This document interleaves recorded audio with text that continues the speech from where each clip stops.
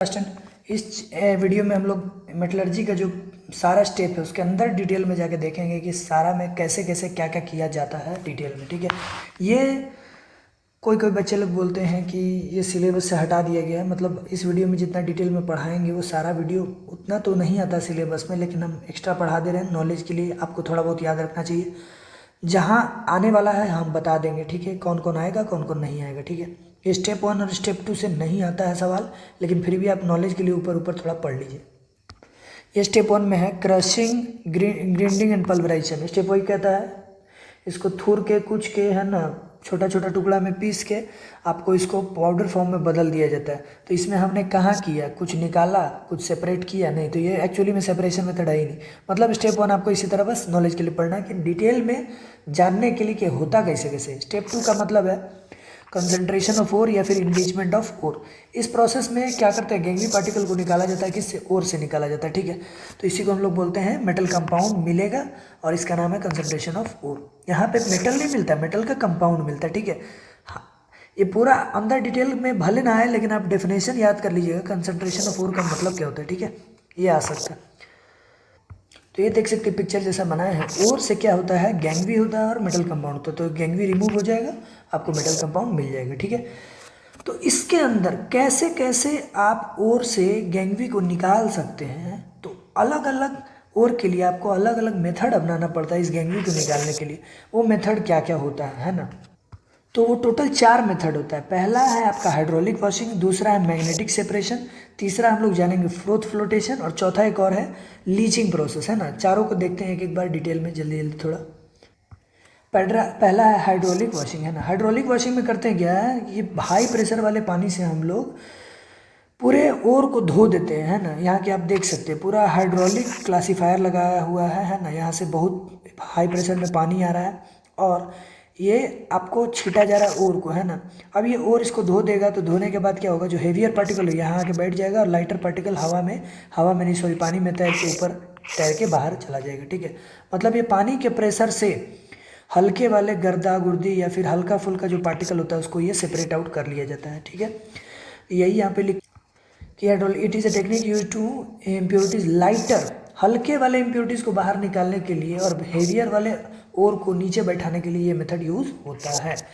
अब ध्यान दीजिए, ये क्या हाइड्रोलिक वॉशिंग सबके लिए एप्लीकेबल है तो नहीं, किसी चीज़ के लिए कुछ और करना पड़ता है, किसी चीज़ के लिए मैग्नेटिक सेपरेशन करना पड़ता है। तो ये सब चीज़ डिसीजन कैसे लेंगे हम लोग, तो इसका कंडीशन लिखा हुआ है, आउट ऑफ मेटल कंपाउंड और gangue one is heavier and other is lighter. ये तभी एप्लीकेबल होगा जब एक आपका ओर या फिर गैंगवी दोनों में से कोई एक या तो भारी हो या तो एक हल्का हो। दोनों भारी होगा तभी नहीं लगेगा, दोनों हल्का होगा तभी ये नहीं लगेगा। ये हमारे डेली लाइफ में प्रैक्टिकली किसके लिए एप्लीकेबल होता है, तो गोल्ड और, है ना, गोल्ड के लिए आप एप्लीकेबल करते हैं इस चीज़ को। गोल्ड में क्या होता है, सैंड वगैरह होता है, तो हम लोग इसको हाइड्रोलिक वॉशिंग से ही ठीक किया करते हैं। ठीक है, और टीन और लीड के लिए भी किया जाता है। ठीक है, तो आपको ये इतना काफ़ी है, इतना बहुत है ना। आपको इतना ज़्यादा याद करने की जरूरत नहीं है, लेकिन हल्का फुल्का आप थोड़ा बहुत पढ़ के रखिए, है ना, रिस्क नहीं लेना चाहिए बोर्ड में। सेकंड नंबर है मैग्नेटिक, सेकंड नंबर पे मैग्नेटिक सेपरेशन। ठीक है, इसमें क्या होता है थोड़ा समझ लीजिए। दो कन्वेयर बेल्ट पे, एक कन्वेयर बेल्ट पे दो को चक्का जैसा, जैसे कि चक्की में आटा पीसाता है उस टाइप का एक सेटअप रहता है। ठीक है, और आगे वाले में हम लोग इलेक्ट्रोमैग्नेट लगा देते हैं। इलेक्ट्रोमैग्नेट मतलब स्विच ऑन करेंगे तो मैग्नेट जैसा काम करेगा, और स्विच ऑफ कर देंगे तो मैग्नेटिक प्रॉपर्टीज इसका चला जाएगा, है ना। अब इस पूरा पाउडर वाला ओर को हम लोग यहाँ उछल देंगे और चक्का जैसा गोल गोल चला देंगे, तो ये कन्वेयर बेल्ट मूव करेगा। मूव करने से क्या होगा, ये पाउडर ओर यहाँ आएगा और ये हाई स्पीड में मोशन के कारण बहुत दूर फेंकाना चाहेगा, लेकिन होगा क्या, इसके अंदर कुछ पार्टिकल ऐसा है जो नॉन मैग्नेटिक है, मतलब जिसमें चुंबक का कोई असर नहीं पड़ता, जैसे बालू हो गया, मिट्टी हो गया, है ना, पत्थर हो गया। तो इन सब चीज़ों पे मैग्नेट का कोई असर नहीं पड़ता, तो जैसे ही जा रहा था तो वैसे ही चला जाएगा। लेकिन कुछ कुछ इसमें अगर मैग्नेटिक पार्टिकल होगा, जैसे कि आयरन हो गया, है ना, तो ये सब चीज़ में ये आयरन इसके तरफ झुक जाएगा फोर्स की वजह से, और ये चला आएगा दूसरे कंटेनर में। तो दो कंटेनर आप रख देंगे, एक कंटेनर मैग्नेटिक पार्टिकल को अलग कर देगा, एक नॉन मैग्नेटिक को। ठीक है, आपको समझ में आ रहा होगा कंडीशन कि ये कब तभी लगाना है जब गैंगवी या फिर मेटल कंपाउंड दोनों में से कोई एक आपका मैग्नेटिक होना जरूरी है। अगर दोनों मैग्नेटिक रहेगा तो दोनों फिर रेड वाले में आ जाएगा, और दोनों नॉन मैग्नेटिक रहा तो दोनों पीला वाला में आ जाएगा, फिर सेपरेट नहीं हो पाएगा। ठीक है, यही आपका डेफिनेशन भी है ना। और ये फोर्स सेंट्रीफ्यूगल फोर्स ग्रेविटी वाले के कारण मतलब मैग्नेटिक फोर्स सेपरेट कर देता है दोनों को। अब कंडीशन आप समझ ही गए। ये एग्जांपल देख लेते हैं किसके लिए एप्लीकेबल होता है। तो ये हेमाटाइट, मैग्नेटाइट, सिडराइट, आयरन पाइराइट्स और कॉपर पाइराइट्स, इस टाइप के ओर के लिए आप अधिकतर मैग्नेटिक सेपरेशन का इस्तेमाल करके कंसंट्रेशन ऑफ ओर करते हैं, मतलब गैंगवी पार्टिकल को निकाला करते हैं हम लोग। अब हम लोग देखते हैं तीसरा मेथड, जिसका नाम है फ्रोथ फ्लोटेशन मेथड, है ना। अब ये फ्रोथ वर्ड का मतलब होता है झाग के जैसा ना, झाग। तो in this method water is added to powder और and pine oil. Pine oil एक तरह का शैम्पू के जैसा होता है, शैम्पू नहीं होता है ना, जो बहुत ज़्यादा झाग प्रोड्यूस करने के काम आता है। पाइन ऑयल जब हम लोग मिलाएंगे और पानी को घुमा देंगे गोल गोल लकड़ी वगैरह से स्टीर कर देंगे, तो ये बहुत सारा फ्रोथ निकलने लगे, झाग प्रोड्यूस हो जाएगा ना। जैसे सर्फ, हम लोग कपड़ा धोते टाइम सर्फ लेके पानी में हाथ ऐसे ऐसे हिला देते हैं तो क्या होता है, पूरा झाग प्रोड्यूस हो जाता है। ठीक उसी तरह तो जब हम लोग पूरा पाउडर और को इसमें डालेंगे, देख सकते हैं पूरे पाउडर और को डाला जाएगा, तो जो हेवियर पार्टिकल होगा, हेवियर पार्टिकल आके नीचे बैठ जाएगा और हल्का वाला पार्टिकल झाग में फंस के ऊपर ही रह जाएगा, है ना। तो ये आपको तभी लगाने पड़ेगा जब गैंगवी या और दोनों में से कोई एक बहुत ज़्यादा भारी हो या बहुत ज़्यादा हल्का हो, तभी ये जाके काम करेगा। बहुत ज़्यादा का मतलब है वाटर के कंपैरिजन में एक का डेंसिटी कम होना चाहिए, एक का डेंसिटी ज़्यादा होना चाहिए। ठीक है, तो ये कब एप्लीकेबल होता है देख सकते हैं हम लोग, है ना। जिंक ब्लेंड और कॉपर पायराइट्स, ये दोनों के लिए हम लोग इस्तेमाल करते हैं क्या, फ्रोथ फ्लोटेशन मेथड। चौथे नंबर पे हमारा लीचिंग प्रोसेस। अगर इस चारों में से कोई सबसे ज़्यादा इफेक्टिव है, प्रभावित वाला प्रोसेस, तो वो लीचिंग प्रोसेस है ना, क्योंकि ये केमिकल रिएक्शन करा के होता है। और आपको पता है जब केमिकल रिएक्शन कराएंगे किसी चीज़ का तो वो ज़्यादा प्योर फॉर्म देने का कोशिश करेगा, है ना। ये तीनों मेथड में जितना भी है आपको हल्का फुल्का कचरा बच ही जाता है कहीं ना कहीं, क्योंकि ये सारा कुछ फिजिकल सेपरेशन मेथड है ना, लेकिन इससे बड़ा कम मिलता है। बहुत अच्छा ये मेथड होता है लीचिंग प्रोसेस। ये क्या है ज़रा समझिएगा, है ना। सबसे पहले हम लोग करते क्या है, तो ये करते इस तरह से हम लोग कि हमारे पास जो ओर होता है, ओर में आपका मेटल कंपाउंड होगा, मेटल कंपाउंड होगा और गैंगवी होगा। तो इन दोनों में से कोई एक ऐसा होगा जो पर्टिकुलर सॉल्वेंट में या तो ये जल्दी घुल जाए, ये घुले ही नहीं, रिएक्ट कर जाए कहने का मतलब, या फिर ऐसा भी हो सकता है कि गैंग भी घुल जाए, मेटल कंपाउंड वही रह जाए। तो ये डिफरेंस ऑफ सॉल्युबिलिटी या फिर डिफरेंस ऑफ रिएक्टिविटी के कारण ये दोनों में किसी न किसी सॉल्वेंट में जल्दी घुल जाएगा। तो जल्दी घुल जाएगा, मान लीजिए मेटल कंपाउंड घुल गया तो गैंग भी बचा रह जाएगा। तो बचा रह जाएगा तो फिर इसको हम लोग ऐसे ही छांट लेंगे, अलग निकाल लेंगे छान उनके या फिर देख के। अब इस मेटल कंपाउंड को जिस चीज़ में घुला है दोबारा से फिर से रिएक्शन करा के इसको हम लोग सेपरेट आउट कर लेंगे। यही है हमारा मेथड। तो इसमें लिखा हुआ है it is a method of separation which depends on difference of solubility in solvent, है ना। When solvents are used to remove substances from porous solids और स्लजेस। तो जिस टाइप का सॉलिड यूज होता है लीचिंग प्रोसेस में, वैसे होते हैं पोरस सॉलिड, मतलब कुछ उसमें घुला होगा, कुछ नहीं घुलने का क्षमता वाला होगा, स्लजेस भी बोलते हैं इसको। इस प्रोसेस का ही नाम क्या है, लीचिंग है। ठीक है, कंडीशन ये कब एप्लीकेबल है, आउट ऑफ ओर और gangue one must be soluble in a given solvent. ये तभी काम करेगा जब दोनों में से कोई एक आपका पर्टिकुलर गिवन सॉल्वेंट में ये बढ़िया से सॉल्युबल हो जाए या रिएक्ट कर जाए। ठीक है, ये किसके लिए अच्छा से यूज़ किया जाता है देख लेते हैं। तो वो है हमारा अल्मुनियम ऑक्साइड के लिए, है ना। तो इस पे क्वेश्चन ही दे दिया है कि how bauxite ore is purified और concentrated by leaching process. Leaching सबसे ज़्यादा फेमस है तो वो है हमारा बॉक्साइट ओर के लिए। और बॉक्साइट ओर किसका होता है, अल्मुनियम का ओर होता है। कहने का मतलब इसमें अल्मुनियम ऑक्साइड के साथ आपका गैंगवी होगा, आपको इस गैंगवी को हटाने के लिए प्रोसेस लगाना है। तो देखते हैं इस मेथड में कैसे ये अप्लाई होगा। ठीक है, सबसे पहले ये बॉक्साइट का ओर ले लेंगे जिसमें दोनों है, आयरन का मेटल कंपाउंड भी है, सॉरी मेटल का अल्मुनियम ऑक्साइड भी है और गैंगवी भी है। तो इसमें जब हम लोग जाएंगे क्रशिंग और माइलिंग कर देंगे, मतलब वही पहला स्टेप जिसमें पीस पास के इधर आगे बढ़ा देंगे। प्रेशर वेसल में हम NaOH मिला देंगे, इसमें हम लोग क्या मिला देंगे, NaOH। जब NaOH मिलाएंगे तो NaOH इसको घुला लेगा अल्मुनियम वाले को, लेकिन गैंगवी को घुला नहीं पाएगा। ठीक है, तो जब नहीं घुला पाएगा तो ये कचड़ा जैसा बच जाएगा, ये कचड़ा बचता है रेड मड की तरह, है ना। लेकिन बाकी जो बनता है इन दोनों का रिएक्शन होने के बाद वो बनता है हमारा NaAlOH4 है ना। इसको हम लोग बोला करते हैं सोडियम एल्यूमिनेट बोला करते हैं ना। तो सोडियम एल्यूमिनेट को जब हम लोग ठंडा करते हैं इस चीज़ को, है ना, तो इसको जब ठंडा करते हैं तो ये हमारा क्रिस्टलाइज हो जाता है। किसी भी चीज़ को ठंडा करते हैं क्रिस्टलाइज हो जाता है, फिर हम लोग इसमें वाटर ऐड कर देते हैं, और वाटर ऐड करने से क्या होता है, ये हमारा फिर AlOH होल थ्राइस भी हम लोग इसमें डालते हैं और वाटर भी डालते हैं ना, तो ये हाइड्रोलाइज होके फिर से दोबारा रिएक्शन करके हम लोग को अल्मीनियम ऑक्साइड ही देता है। कैसे देता है यहाँ इस रिएक्शन से हम लोग देखेंगे, ठीक है। सबसे पहले ये हमारा ओर था, उस ओर में हम लोगों ने NaOH डाला, तो डालने के बाद ये हमारा बन गया सोडियम एल्यूमिनेट, फिर हमारा वाटर रह गया, बच गया। इस सोडियम एल्यूमिनेट के जब हम लोग फिर से ये पानी वाटर ऐड किए तो ये हमारा बन गया वाइट प्रेसिपिटेट NaOH, फिर से बाहर आ गया, ठीक है। फिर AlOH होल 3 को रिमूव किया गया, वॉश किया गया और सुखा दिया गया, मतलब निकाल के सुखा के वॉश कर दिया जाएगा और हीट कर दिया जाएगा, तो फिर से हमारा Al2O3 आ जाएगा। तो पूरा प्रोसेस में हुआ क्या, ये बॉक्साइट के ओर से आपका गैंगवी निकल गया।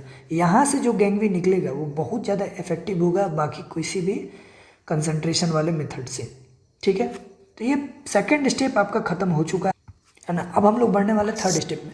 थर्ड स्टेप में जाने से पहले एक बात आप दिमाग में बैठा लीजिए, आपको सेकंड स्टेप कंप्लीट करके ही थर्ड स्टेप पे आना है। तो कहने का मतलब आपको मेटल का कंपाउंड मिल चुका है, गैंगवी हट चुका है, अब आपको गैंगवी के ऊपर ध्यान ही नहीं देना है, बस मेटल कंपाउंड से मेटल निकालने का कोशिश करना है।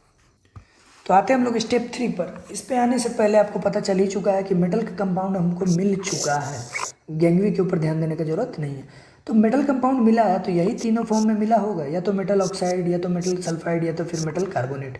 अगर मेटल ऑक्साइड मिल चुका है आपको तब तो फिर बल्ले बल्ले तीसरा स्टेप का ज़रूरत ही नहीं है आपको। क्यों? क्योंकि तीसरा स्टेप जो हम लोग पढ़ने जा रहे हैं वो है हमारा conversion of ore into oxide form, मतलब किसी भी ओर को हम लोग को बदलना है ऑक्साइड फॉर्म में। अब एक बात बताइए, अगर ऑक्साइड है ऑलरेडी तो आप ऑक्साइड में फिर से बदलेंगे क्या? नहीं। तो ये बेसिकली दोनों ओर के लिए है, मेटल सल्फाइड और मेटल कार्बोनेट के लिए, है ना।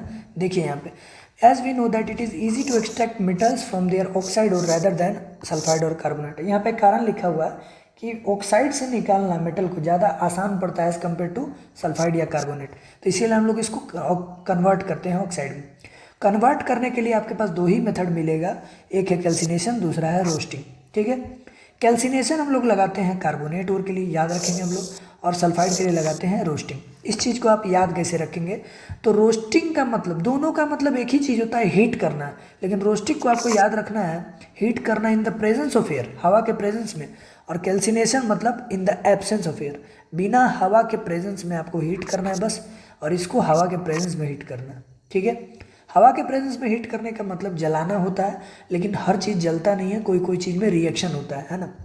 यहाँ पे वही लिखा हुआ है। सेकंड स्टेप में देखते हैं, ये कार्बोनेट ओर के लिए ही एप्लीकेबल है, मतलब कैल्सिनेशन आपको कार्बोनेट ओर के लिए करना है। ऐसा नहीं है कि कार्बोनेट ओर मिला है तो आप हवा के प्रेजेंस में हीट किए जा रहे हैं, तो उससे कोई फ़ायदा नहीं होगा, ठीक है। और सल्फाइड ओर अगर मिला है तो आपको हवा के प्रेजेंस में आपको हीट करना है, ताकि उससे सल्फाइड निकले और कन्वर्ट हो जाए किसमें, जिंक में। इसमें इट रिमूव्स वोलाटाइल इम्प्योरिटीज़, ये आपको वोलाटाइल इम्प्योरिटीज़ ही हटा के दे सकता है ना। ये मॉइस्चर भी हटा देगा, अगर पानी वगैरह मौजूद है तो वो भी इसको हटा देगा, ठीक है। ये सवाल आपका इम्पोर्टेंट है, ये आपको पूछा जा सकता है एग्जाम में, NCERT में भी दिया हुआ है, कैल्सिनेशन और रोस्टिंग में क्या फ़र्क होता है, ठीक है। तो पूरा पढ़ लेने के बाद बच्चे लोगों को हमेशा कन्फ्यूजन रह जाता है कैल्सिनेशन रोस्टिंग में। तो आप एक बात याद रखेंगे, हम लोग जो चिकन वगैरह खाते हैं फुटपाथ पे, फास्ट फूड, तो वो रोस्टेड रहता है, वहाँ पे लिखा रहता है रोस्टेड चिकन। अब एक बात बताइए, वो हवा के प्रेजेंस में ही ना हीट कर रहा है, तो आप याद रखेंगे रोस्टेड से, है ना, कि हवा के प्रेजेंस में, और कैल्सिनेशन मतलब हवा के एब्सेंस में। ये जिंक कार्बोनेट या फिर किसी भी कार्बोनेट के लिए एप्लीकेबल है, या सल्फाइड और के लिए एप्लीकेबल है। अब तीसरा स्टेप के बाद आप देख सकते हैं कि आपको ऑक्साइड मिल चुका है ना। अब ऑक्साइड मिल गया है तो अब आपको चौथा स्टेप पे मूव कर जाना है, और जब आप चौथा स्टेप पे मूव कर रहे हैं तो आपको पता चल चुका है कि आपके हाथ में क्या आ चुका है, तो आपके हाथ में मेटल ऑक्साइड आ चुका है। अब आपका टारगेट सिर्फ ऑक्सीजन को हटाना है, अब आपको प्योर मेटल मिल जाएगा, ठीक है। तो ऑक्सीजन को हटाने को हम लोग बोला करते हैं रिडक्शन ऑफ मेटल, तो यहाँ लिखा हुआ है रिडक्शन ऑफ मेटल ऑक्साइड या फिर एक्सट्रैक्शन ऑफ मेटल्स, एक ही चीज़ है। तो अब क्या है कि आपको ऑक्सीजन निकालना है मेटल से, तो अब डिपेंड करता है कि वो मेटल कैसा है, क्योंकि हर मेटल का अपना अलग पावर है ऑक्सीजन को पकड़ के रखने का, है ना। तो अगर आपका बहुत हाई रिएक्टिव मेटल रहा, जैसा कि ये पहला कैटेगरी वाला है, तो इन सब से आपको अगर ऑक्सीजन निकालना पड़ा तो सबसे मुश्किल वाला बात है है ना। तो सबसे मुश्किल वाला बात ये है कि इन सब चीज़ के लिए आपको क्या करना पड़ेगा, इलेक्ट्रोलाइसिस करना पड़ेगा, क्योंकि ये बहुत हाई रिएक्टिव है, ये बहुत ऑक्सीजन को कस के पकड़ा होगा, है ना, और कस के पकड़ेगा तो छोड़ेगा नहीं जल्दी, हीट वगैरह करने से ही अपना ऑक्सीजन नहीं छोड़ेगा, तो आपको लास्ट में इलेक्ट्रोलाइसिस ही करना पड़ेगा, क्योंकि इलेक्ट्रोलाइसिस एक बहुत पावरफुल मेथड है। और अगर कोई सेकंड कैटेगरी वाला, है ना, मॉडरेट रिएक्टिव वाला ऑक्सीजन को पकड़ के रखा होगा, तो आपको इसमें रिड्यूसिंग एजेंट का इस्तेमाल करके आपको इसका ऑक्सीजन खींचना पड़ेगा, मतलब कोई और एजेंट को बुलाना होगा कि भैया खींचो इसका ऑक्सीजन, है ना, ये नहीं दे रहा है, तो अब ये ऑक्सीजन दे देगा, ठीक है। और बात करते हैं लो रिएक्टिव वाले का, कॉपर और मरकरी का, तो ये सब बहुत कमज़ोर पावर वाला होता है ऑक्सीजन के प्रति, ये ढीला ढाला आराम से पकड़े होता है ऑक्सीजन को, इसको बस हम लोग खाली हीट कर देंगे ना तो ये ऑक्सीजन छोड़ देगा और रिड्यूस हो जाएगा, मतलब एनी हाउ हमको ऑक्सीजन सबका खींच लेना है। ये हम लोग इलेक्ट्रोलाइसिस का इस्तेमाल करते हैं, इसीलिए इसका नाम पड़ा इलेक्ट्रोलाइटिक रिडक्शन मेथड। और इसके लिए हम लोग यूज़ करते हैं रिड्यूसिंग एजेंट का, तो रिड्यूसिंग एजेंट ज़्यादातर हम लोग कार्बन और अल्मोनियम यूज़ करते हैं। अगर हम लोगों ने कार्बन का इस्तेमाल किया तो नाम हो जाएगा कार्बन रिडक्शन मेथड, और अगर अल्मोनियम का इस्तेमाल किया तो नाम हो जाएगा अल्मोनियम रिडक्शन मेथड, ठीक है। और तीसरा वाला है हमारा हीट का इस्तेमाल करके, अगर हमने हीट का इस्तेमाल किया तो नाम पड़ जाएगा हीट रिडक्शन मेथड। कितना सिंपल नाम याद रखना है, जिस चीज़ को इस्तेमाल कर रहे हैं रिडक्शन के लिए उसी रिडक्शन मेथड, ठीक है। इस चीज़ को आप एक और तरीके से समझ सकते हैं, है ना, कि ये कमज़ोर आदमी है, ये कमज़ोर आदमी है जो ऑक्सीजन पे कब्जा किया है, ये थोड़ा सा उससे मजबूत आदमी है जो ऑक्सीजन पे कब्जा किया, और ये बहुत ज़्यादा बड़ा रंगदार लोग है जो ऑक्सीजन पे कब्जा किया है, ठीक है। अब बहुत कमज़ोर लोग आकर रंगदारी करेगा तो आपको खाली उसको धमका देना है, गुस्सा हो जाइएगा, मतलब हीट कर दीजिएगा उसको हल्का सा तो ऑक्सीजन छोड़ देगा। अच्छा, ये लोग थोड़ा सा ज़्यादा बरियार लोग हैं, तो इन लोग के लिए आपको क्या करना पड़ेगा, अपने भाई या चाचा को ले जाना पड़ेगा, है ना। तो आपके लिए भाई और चाचा का काम करते हैं अल्मोनियम और कार्बन, है ना, इन दोनों को ले जाइएगा तो ये ऑक्सीजन निकलवा देगा। अब बहुत बड़ा रंगदार से ही पंगा हो जाए तो आपके लिए लास्ट उपाय बचता है थाना पुलिस, तो ये थाना पुलिस आप समझ सकते हैं इलेक्ट्रोलाइसिस हो गया, ठीक है। तो जितना कमज़ोर आदमी उतना आपको कम मेहनत है, जितना ज़्यादा बरियार आदमी ऑक्सीजन पर कब्जा करेगा उतना आपको ज़्यादा मेहनत और मशक्क़त करके उसका ऑक्सीजन को निकालना पड़ेगा। तो सबसे हाई रिएक्टिव वाला कहिए हम लोग सबसे पहले देखते हैं इलेक्ट्रोलाइटिक रिडक्शन मेथड। ये हम लोग लगाते हैं वेरी हाई रिएक्टिव मेटल के लिए, है ना, इलेक्ट्रिसिटी से। तो ये आप बहुत पहले भी कितना बार कर चुके होंगे इलेक्ट्रोलाइसिस, थोड़ा सा फिर से समझ लीजिएगा। पानी में हम लोग NaCl मिला देते हैं, है ना, NaCl जैसे ही मिलता है तो ये दो टुकड़ा में टूट जाता है, एक Na+ और एक Cl-। Na+ और Cl- में टूट जाने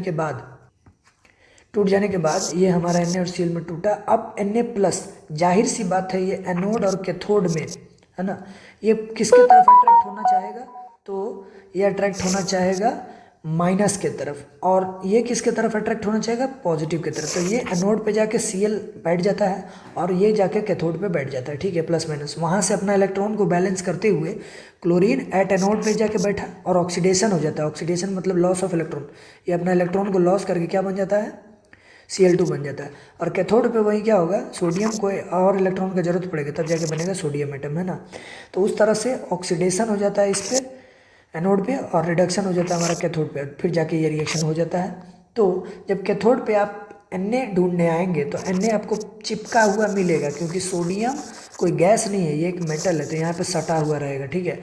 और इसको बड़ा सावधानी से सेपरेट करना पड़ता है, अगर नहीं सेपरेट कीजिएगा तो ये फटाक से किसी ना किसी और चीज़ के साथ रिएक्ट कर जाएगा, क्योंकि ये बहुत रिएक्टिव होता है, इसको अकेले संभाल के रखना बड़ा मुश्किल होता है।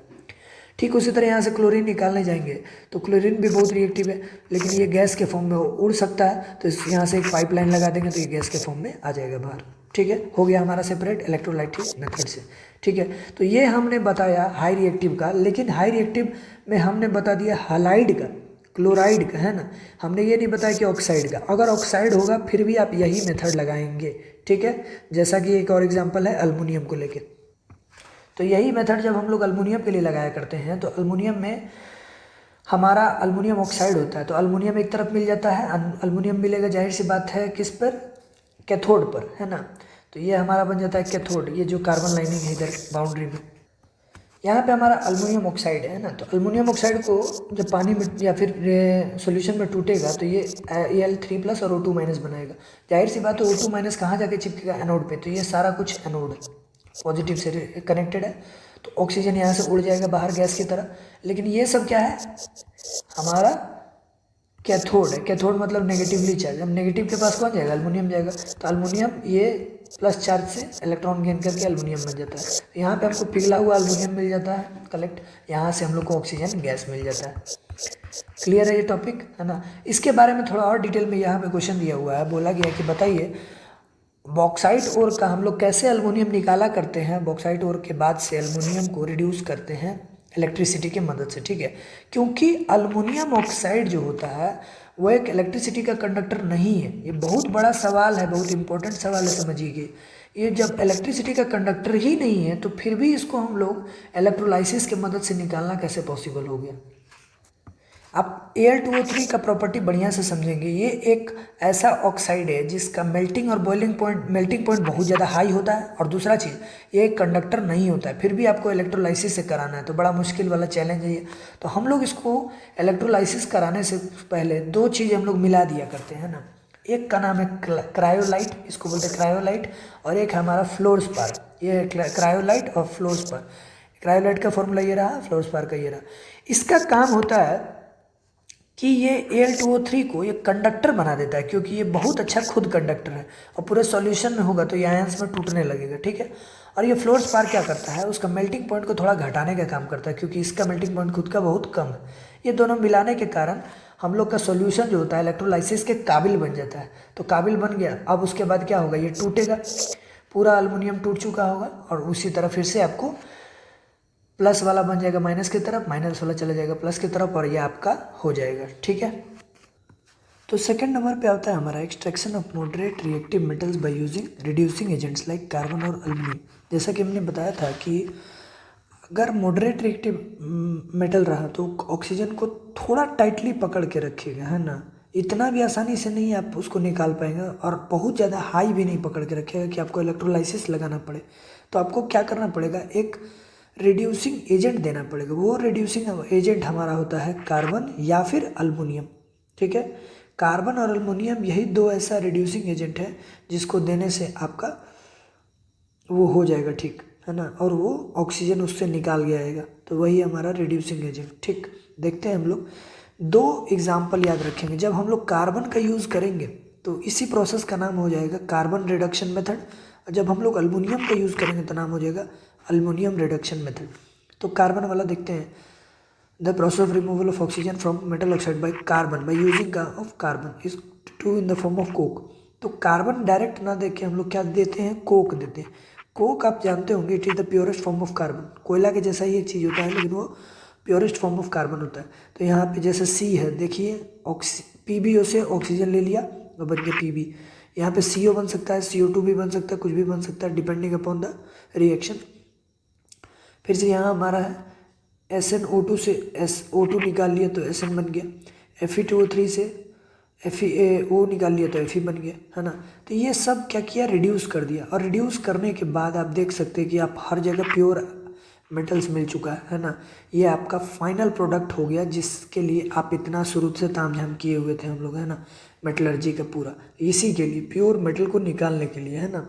अब ये फैक्ट्री में आ चुका है, अब आपसे इससे जो भी चीज़ बनाना चाहे बना सकते हैं, या डायरेक्टली इसको बेचा जा सकता है। तो ये जो स्पेशली रिएक्शन है Fe2O3 प्लस 3C कार्बन, और ये बनाता है Fe प्लस CO या फिर CO2 भी आप बोल सकते हैं ना। तो ये रिएक्शन बड़ा ही इम्पोर्टेंट है इंडस्ट्रियल पॉइंट ऑफ व्यू से, ब्लास्ट फर्नेस में, है ना। तो ये किस टाइप के इंडस्ट्री में होता है, तो जहाँ भी आयरन और स्टील इंडस्ट्री होगा ज़्यादातर, वो यहाँ ये रिएक्शन ही ज़्यादातर होता है। अगर आप लोग बोकारो के निवासी हैं तो बोकारो में एक स्टील प्लांट है, आप जानते होंगे कि वहाँ पे iron blast furnace, iron plant में, स्टील प्लांट में एक जगह है ब्लास्ट फर्नेस नाम का, जहाँ पे लोहा पिघला हुआ बहता है। जैसे नदी में पानी बहता है उस तरह लोहा पिघला हुआ बहता है। तो इमेजिन कीजिए लोहा है ये, अब लोहा नहीं है ये प्योर, क्योंकि इसके अंदर ऑक्सीजन है, तो ऑक्सीजन ये बबल के फॉर्म में होगा, ठीक। आप इमेजिन कीजिए अगर इसी से हम लोग अपना हथौड़ा या फिर कोई टूल्स वगैरह औजार बनाए तो ये उतना स्ट्रॉन्ग होगा नहीं होगा, क्योंकि ये छोटा मोटा बबल्स। अब छोटा मोटा बबल्स के कारण क्या होगा कि ये बहुत कमज़ोर हो जाएगा, है ना। तो इसीलिए हम लोग क्या करते हैं, यहाँ पे इसमें कोक पाउडर डाल देते हैं, ऊपर से हम लोग कोक पाउडर छीट देते हैं। कोक पाउडर छीटने से क्या होगा, ये ऑक्सीजन को लेके उड़ जाएगा CO2 बना के, और इस पूरा ये जो बबल्स है वो बबल्स हट जाएगा और हमारा ये प्योर आयरन मिल जाएगा, ऑक्सीजन इससे गायब हो जाएगा, है ना। इसीलिए कहा जाता है, देखिए ये पूरा प्रोसेस बहुत ज़्यादा मात्रा में होगा, quintal quintal 100 kilo 200 kilo 50 kilo 500 kilo 1000 kilo, बहुत ज़्यादा वजन में होगा। तो उसी हिसाब से कोक पाउडर भी आपको ज़्यादा डालना पड़ेगा और उसी हिसाब से CO2 गैस भी बहुत ज़्यादा निकलेगा, ठीक है। इसीलिए कहा जाता है कि जहाँ भी इंडस्ट्री बैठाया जाता है वहाँ पे CO2 SO2 जैसा गैस बहुत ज़्यादा रिलीज होता है, जिसके कारण हमारा ग्लोबल वार्मिंग होता है, ठीक है। इसी में हमारा नेक्स्ट वैरायटी है अल्मोनियम रिडक्शन मेथड, ठीक है। तो ये अल्मोनियम रिडक्शन मेथड क्या है, वो इसी तरह जिस तरह कार्बन का हमने इस्तेमाल किया था तो उसी जगह अल्मोनियम का इस्तेमाल कर लेंगे हम लोग, ठीक है। तो यहाँ पे हो जाएगा एल्युमिनियम और यहाँ पे भी हो जाएगा एल्युमिनियम, ठीक। The process of removal of oxygen from metal oxide by aluminium in the form of aluminium powder, ठीक है।